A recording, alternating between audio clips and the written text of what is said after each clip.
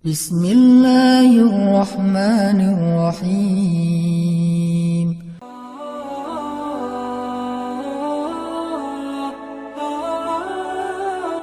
Oke teman-teman, malam ini kita akan memulai kajian Rabu malam kita dengan mengulang kembali materi yang pernah kita sampaikan beberapa tahun yang lalu tentang tajdidun niyah, memperbaharui niat.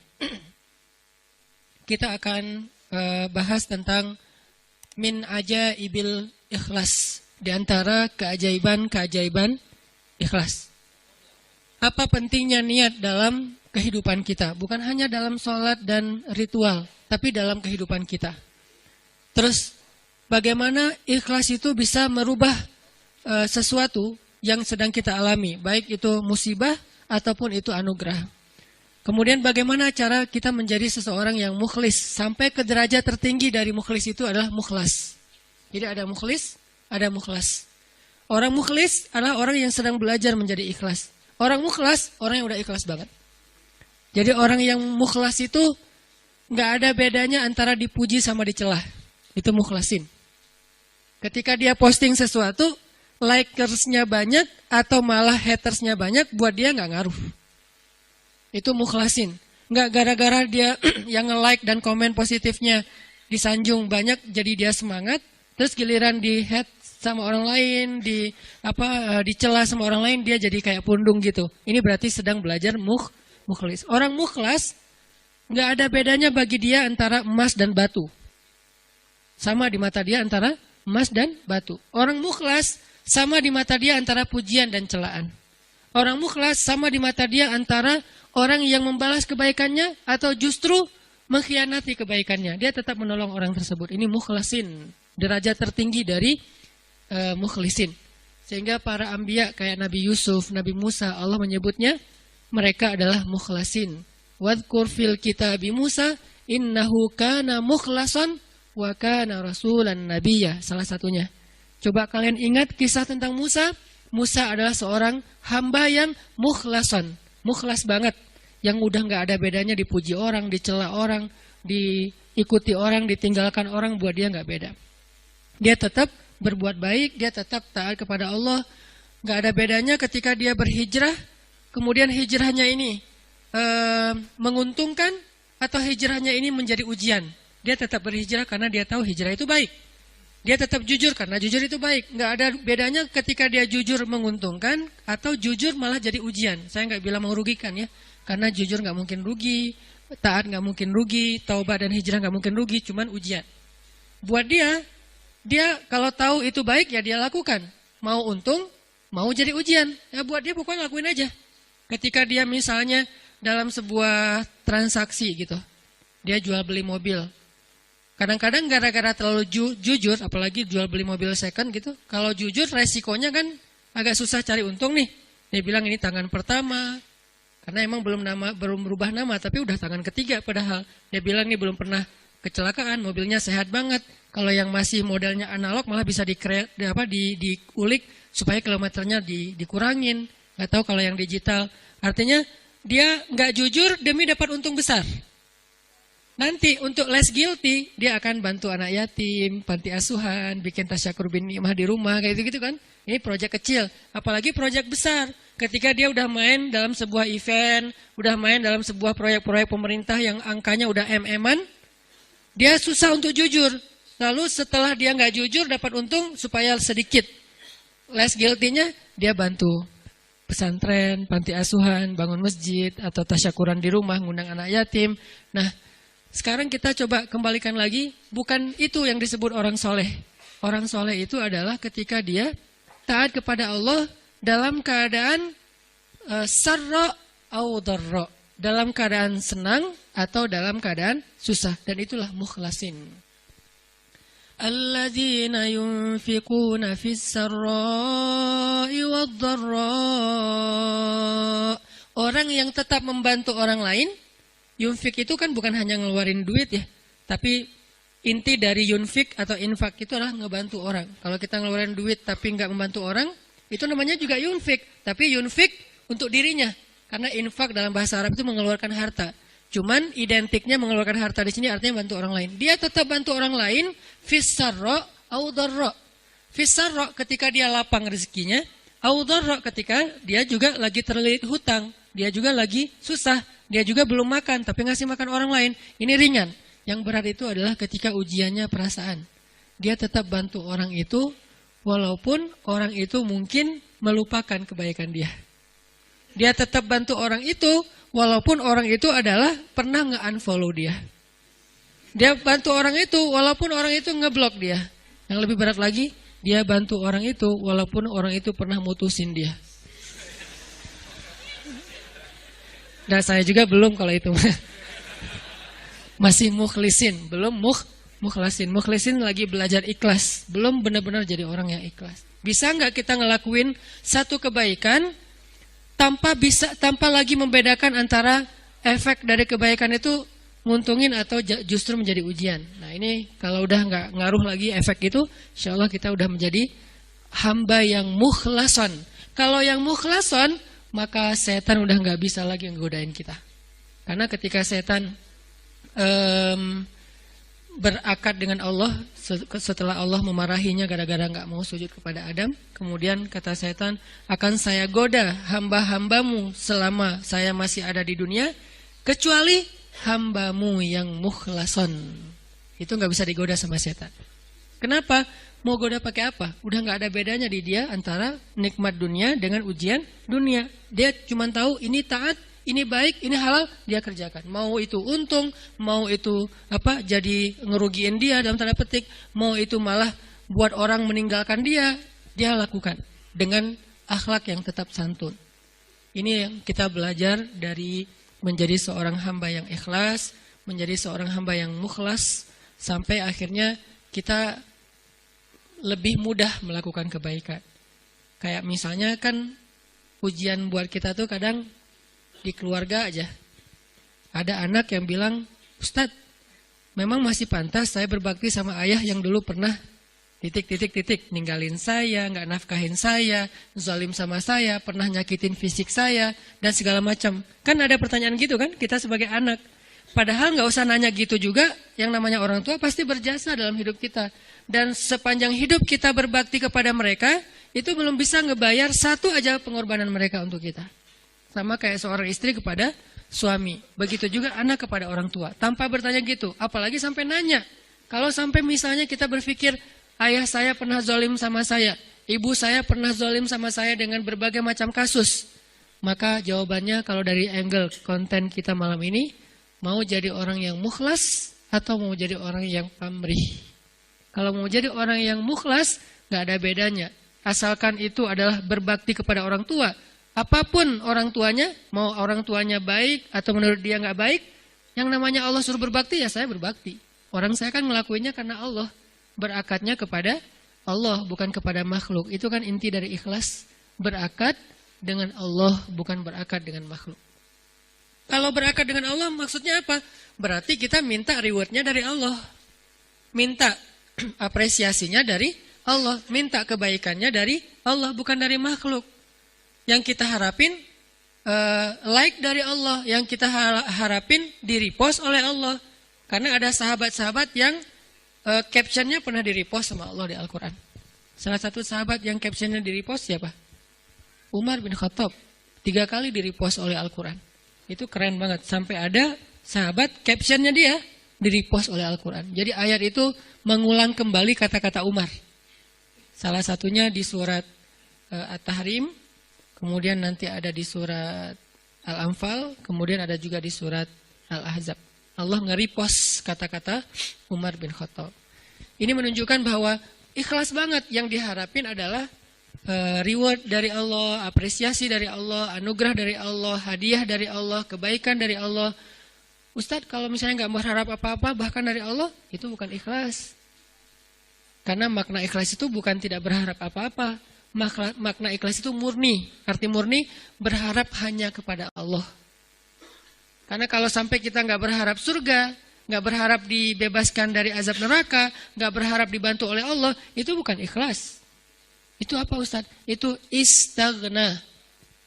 Ini ada sedikit yang harus kita perbaiki dari persepsi tentang makna ikhlas. Apa bedanya ikhlas dengan istighna? Kalau ikhlas tidak berharap kecuali kepada Allah. Kalau ke Allah dia berharap surga. Allah sendiri yang menjanjikan kan? Wa'adallahu alladhina amanu misalnya, wa basyiril ladzina amanu wa amilus shalihat anna lahum jannat. Ayat kayak gitu kan banyak banget di Al-Qur'an ya. Allah menyediakan untuk mereka ampunan, Allah menyediakan untuk mereka surga, Allah menyediakan untuk mereka kebaikan. Wa may yattaqillaha yaj'al lahu makhraja wa yarzuqhu min haitsu la yahtasib, yukaffir anhu sayyiati wa yu'dhim lahu ajra, yaj'al lahu min amrihi yusra. Ayatnya banyak banget. Kalau Allah udah nawar-nawarin terus kita bilang, "Dah saya mah enggak butuh itu." Itu namanya istighna. Istighna arti bahasanya merasa enggak butuh. Terjemahan lebih umumnya lagi, sombong. Jadi kalau kita enggak berharap apa-apa ke Allah, justru Allah tuh enggak suka. Bukan Allah salut. Hebat ya hamba ini ya, ngelakuin kebaikan enggak berharap apa-apa. Enggak. Itu Allah enggak suka. Kalau kita ke teman, kita suka. Karena ketika dia berharap sesuatu ke kita jadi beban. Kalau Allah itu enggak jadi beban. Jangan samakan Allah dengan makhluk. Ketika kita berharap terus Allah jadi beban. Ntar dulu saya mau cuti, kenapa? Bebannya banyak banget, semua orang berdoa ke saya. Kan enggak gitu Allah. Masa ketika kita berdoa Allah jadi beban? Bukankah Allah berfirman, Kullu yaumin huwa fi sya'an. Setiap hari Allah sibuk, walaupun sibuk, wala ya'uduhu hifzuhuma. Allah enggak pernah kerepotan. Wala ya'uduhu hifzuhuma. Allah enggak pernah kerepotan untuk memelihara, menjaga dan memberikan hak huma, langit dan bumi dan apa yang ada di dalamnya. Jadi ikhlas itu bukan enggak berharap apa-apa, teman-teman.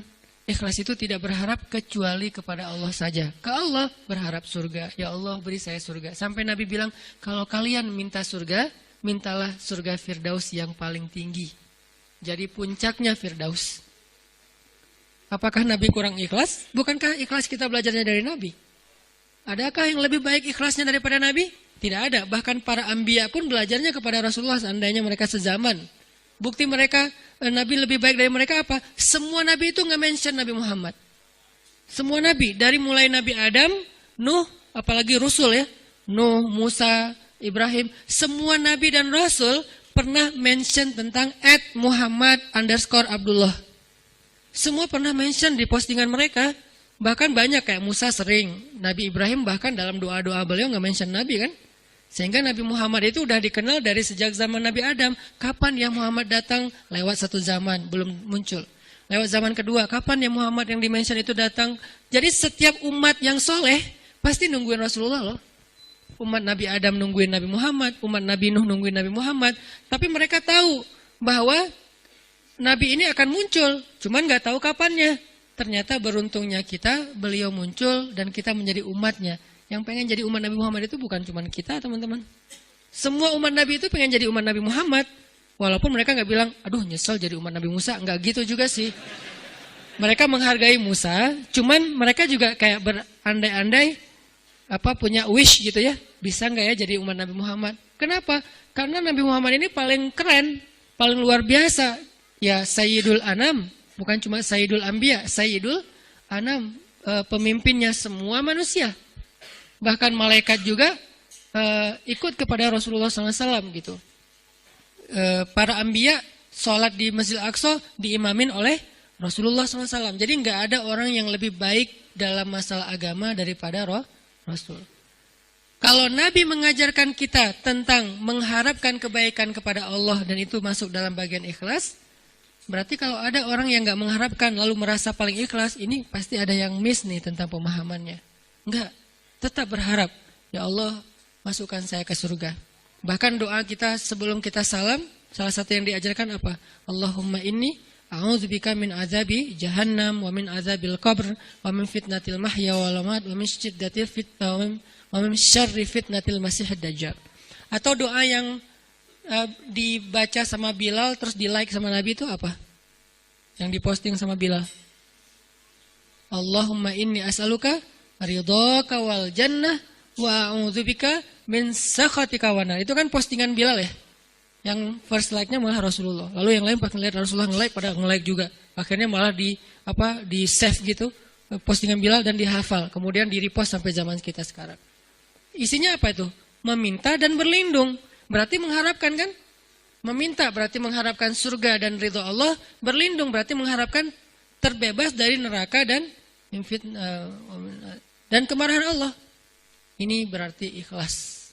Jadi kalau kamu kenapa puasa? Biar ujian nasionalnya lancar. Oh nggak ikhlas tuh. Ikhlas kalau berharapnya ke Allah.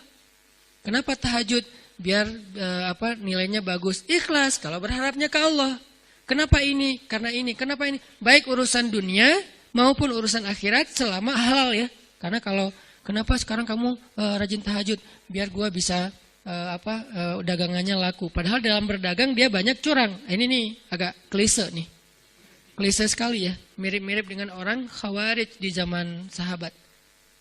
Sampai Nabi bilang gini. Ini klisenya Khawarij ya. Kalau di zaman kita menurut sebagian besar ulama dan saya sepakat dengan itu seperti ISIS. Klisenya Khawarij itu apa? Kata Nabi, kalau kalian membandingkan ibadah kalian dengan ibadah mereka, maka kalian akan meremehkan ibadah kalian. Saking ibadah orang Khawarij itu luar biasa. Itu soleh banget dari sisi ibadah ya. Taat banget, rajin ibadah banget. Sampai di zaman sahabat ada orang Khawarij lagi selesai perang, mereka istirahat di bawah sebuah pohon korma. Duduk di atas kepala para sahabat. Jadi ada sahabat yang dipenggal kepalanya, mereka duduk di atas kepala sahabat yang habis dipenggal, istirahat, tiba-tiba jatuh buah kurma. Pas buah kurma jatuh, temannya ngambil. Kata temannya yang lagi duduk di atas kepala sahabat bilang, jangan makan, itu kan bukan hak kita, karena kita belum minta izin kepada pemilik. Giliran satu butir kurma, mereka mikirin halal haram, tapi di bawah mereka lagi didudukin kepalanya para sahabat yang dijamin masuk surga. Klise kan? Ini yang sering terjadi. Kadang-kadang kita dari satu sisi ahli ibadah, malam tahajud, siang puasa, tapi komen di sosial media masih istilahnya gibah, buka aib, apa-apa segala macam. Ini berarti kita kayak agak sedikit aneh gitu kesolehannya. Nah, termasuk orang yang pengen jadi orang baik tapi nggak mengharapkan apa-apa. Sampai ada syair, dan saya agak kurang setuju dengan syair ini, mengatakan, ya Allah, kalau saya berbuat baik karena pengen surga, tutuplah pintu surga itu dari saya. Gitu kan ya? Kalau saya beribadah karena takut neraka, masukkanlah saya ke dalam neraka. Saya melakukan itu hanya karena cinta. Terkesan hub, al-khauf, dan ar-roja itu tiga hal yang bertentangan. Padahal tiga hal ini, tiga-tiganya bagian dari iman. Hub, cinta, bagian dari iman. Kita harus mencintai Allah lebih dari segalanya. Khauf, takut kepada Allah, bagian dari iman. Sampai Nabi mengatakan, Ra'sul hikmah makhafatullah. Puncaknya orang yang berilmu itu takut sama Allah. Jadi orang yang paling takut pada Allah, yang paling banyak berilmu. Innama yakhshallaha min ibadihi al-ulama. Orang yang paling takut kepada Allah di antara hambanya adalah orang yang berilmu. Begitu juga dengan ar-raja. Siapa yang mengharapkan kebaikan di sisi Allah, maka dia mendapatkan apa yang dia harapkan, termasuk niat. Maka yang paling tepat di antara makna ikhlas, ikhlas itu tidak berharap kecuali hanya kepada Allah. Kalau berharap kepada Allah, itu semuanya ikhlas. Kalau nggak berharap apa-apa dari Allah, namanya istaghna. Dan ayat tentang istaghna, kalla innal insana la yatgha ar-ra'ahu istaghna. Manusia itu akan banyak berbuat dosa ketika dia merasa dirinya serba